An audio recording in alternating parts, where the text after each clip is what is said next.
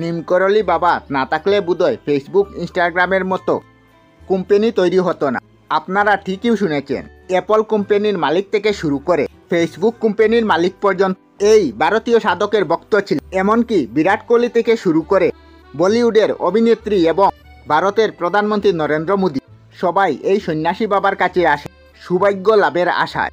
এই সন্ন্যাসী বাবার নাম হচ্ছে নিমকরলি বাবা।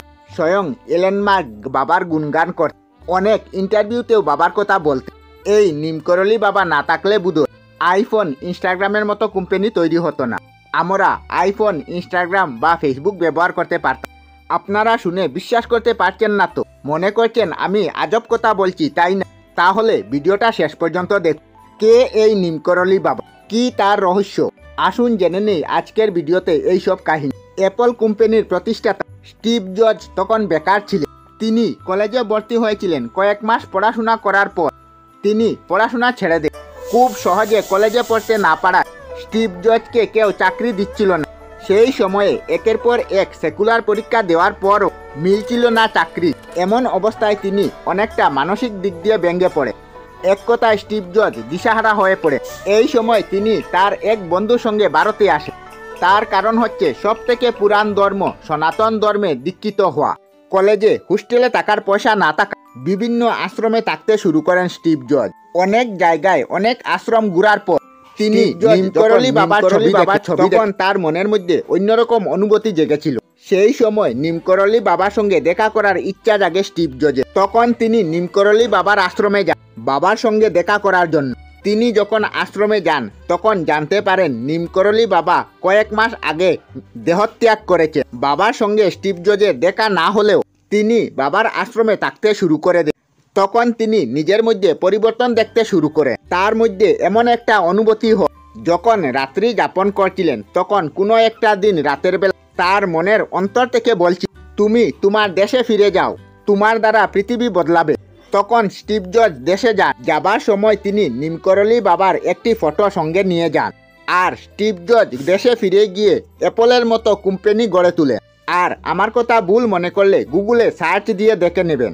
স্টিভ জবস যখন মারা যান তখন তার বালিশের নিচে থেকে নিমকরলি বাবার একটি ছবি পাওয়া গিয়েছিল।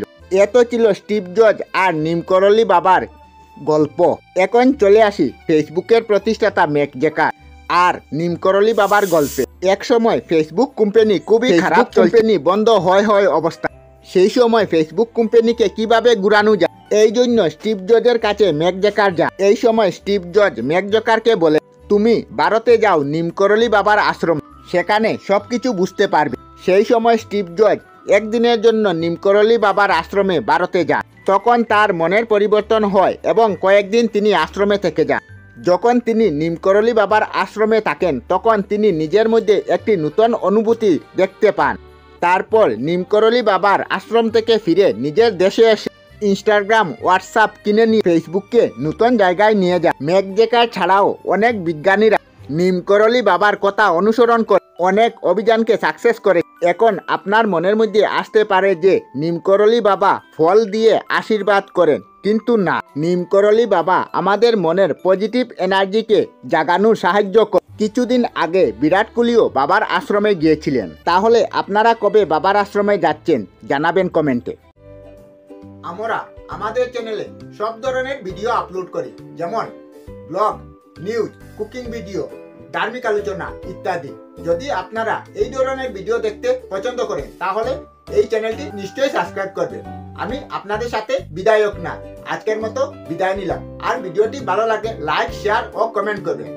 ভিডিওটি সম্পূর্ণ দেখার জন্য অশেষ ধন্যবাদ।